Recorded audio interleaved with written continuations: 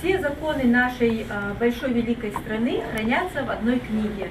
Это Конституция Российской Федерации. Это первое знакомство маленьких граждан с главным документом страны. С малых лет детям рассказывают об основах Конституции. На понятном языке им объясняют, зачем этот документ нужен и что он дает. В нашей стране власть находится не у одного человека. И это понятно. Один человек не может решить все проблемы в жизни такой большой страны, как Россия.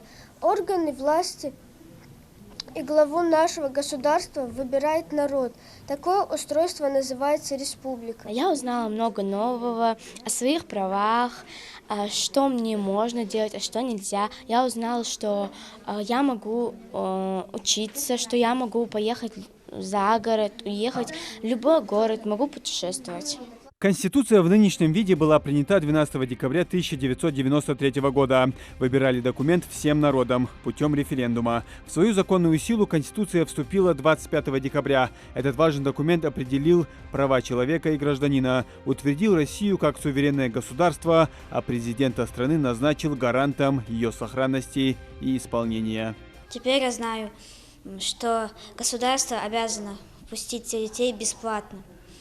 Учиться, заниматься чем хочешь, или ходить в разные кружки. Там. Ты все это узнал из Конституции, да? Да. Конституция помогает тебе. В Конституции есть разные законы, которые помогают тебе жить. Их нужно обязательно соблюдать.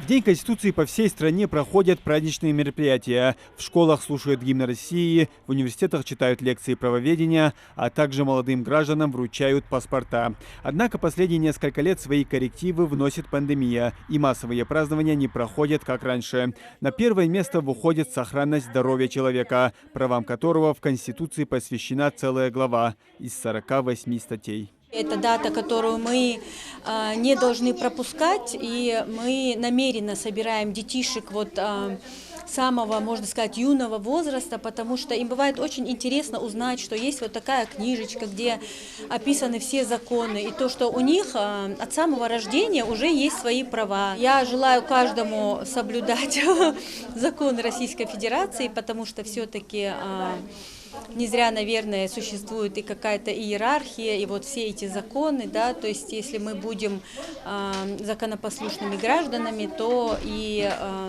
происшествий, и чрезвычайных ситуаций, и болезней, и негатива будет в нашей жизни меньше.